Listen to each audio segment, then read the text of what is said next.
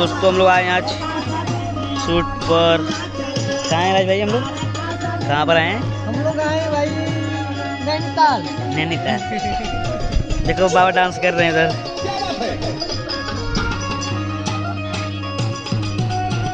सोनू भैया सर जी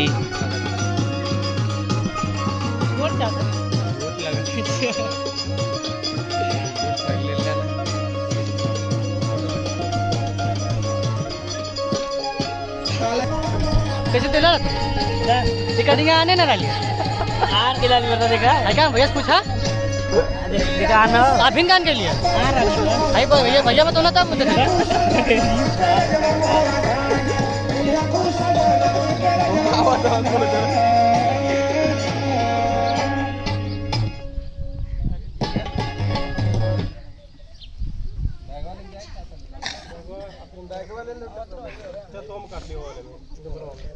देखो हमारे गिम्बल चलाने वाले भैया हैं आशीष भैया।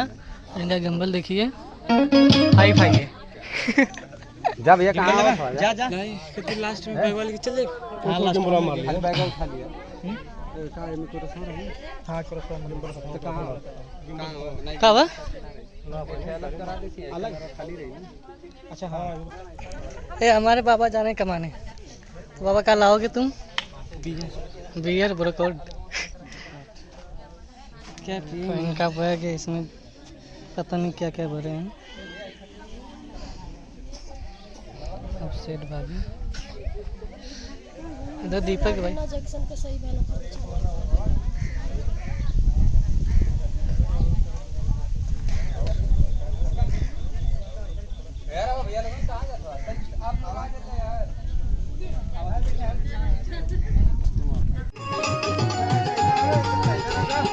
इधर आजा।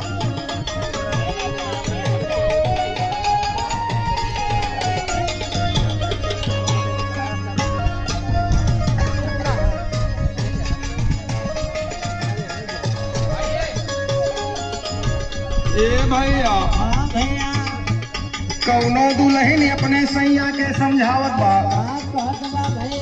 कहले का तेरिया की तेरिया हो गोर जो बलनुआ पुरबई मत जाया ते पुरबई मत जाया अरे बलनुआ पुरबई मत जाया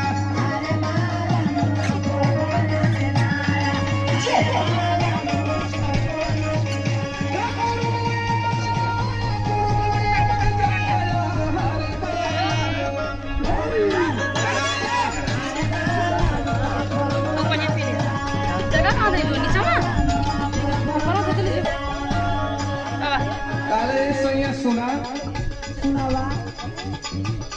पूरब के देशवा में बारी बांगलिनिया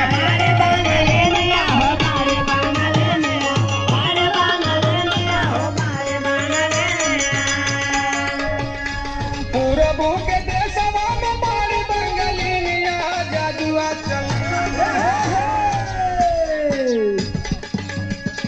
जादुआ चलावा और का सदनिया तवा वाला बहुत बढ़िया है। नेक्स्ट गाना वाह ठीक है।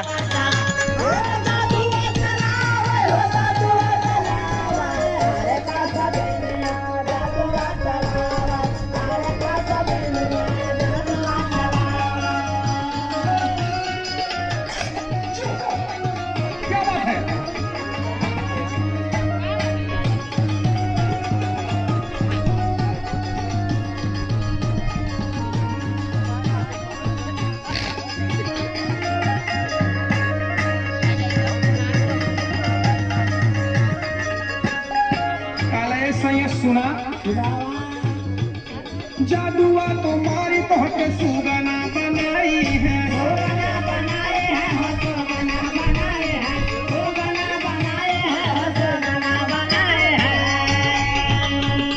जादुआ तुम्हारी तोहके सुगना बनाई है अरे पिजड़वा नहीं हटा